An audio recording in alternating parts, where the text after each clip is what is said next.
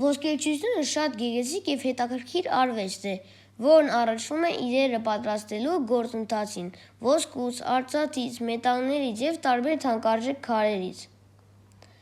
Մարդիկ, ովքեր զբաղվում են ոսկերչությամբ, կոչվում են ոսկերիչներ։ Նրանք ստեղծում են այնպիսի իրեր, որոնք շատ գեղեցիկ են ու արժեքավոր, օրինակ օղեր, մատանիներ, վզնոցներ, ապարանջաններ և նույնիսկ կոշիկների զարդեր։ Ոսկերչությունը ոչ միայն աշխատանքի մեթոդ է, այլ նաև արվեստ, քանի որ յուրաքանչյուր զարդը կամ իր պատրաստված է մետաղներից ու գոհարներից, ունի իր սեփական ձևը և գեղեցկությունը։ Ոսկերիչները հաճախ օգտագործում են հատուկ տեխնիկա մետաղը կամ գոհարը պատրաստելու համար, կտրվածք տալով, ձուլելով, փորելով կամ զարդարելով։ Այդպես նրանք ստեղծում են ոչ միայն գեղեցիկ, այլ նաև յուրահատուկ և արժեքավոր իրեր։ Հին Հայաստանում ոսկերչությունը եղել է շատ զարգացած և կարևոր արվեստ։ Այն սկսել է զարգանալ մ.թ.ա. երկրորդ դարում։ Վաղ շրջանում ոսկու օգտագործումը կապված էր իշխանության և սոցիալական կարգավիճակի հետ։ Միջնադարում ոսկերչությունն օգտագործում էր ոչ միայն զարդերի, այլև եկեղեցական իրերի պատրաստման համար։ Տեխնիկապես հայ ոսկերիչները աշխատում էին բարձր մակարդակով, օգտագործելով ձուլում, փորագրություն և գոհարների տեղադրում։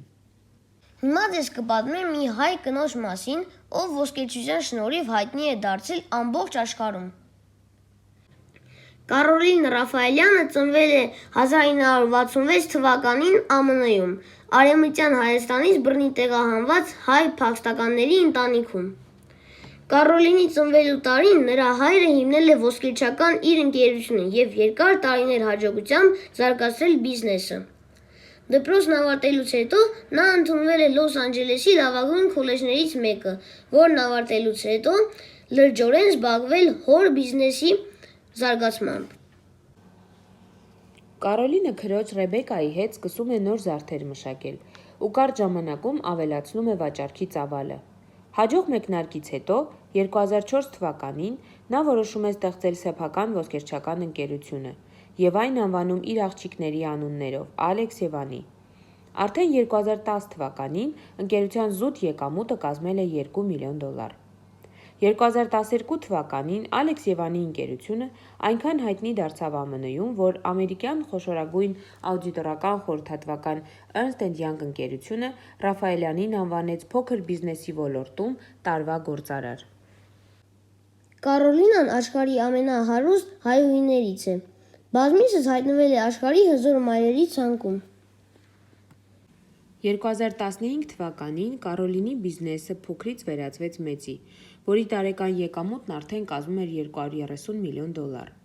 Նա բացեց ավելի քան 70 սեփական խանութ ողջ երկրում։ 2016-ին Forbes ամսագիրը նրան ներառեց ինքնուրույն հարստացած կանանց վարկանշային աղյուսակում։ Նա զբաղեցրեց 22-րդ հորիզոնականը $700 միլիոն կարողությամբ, իսկ նրա ընկերության կապիտալիզացիան Forbes ընկերությունը գնահատեց $1 միլիարդ։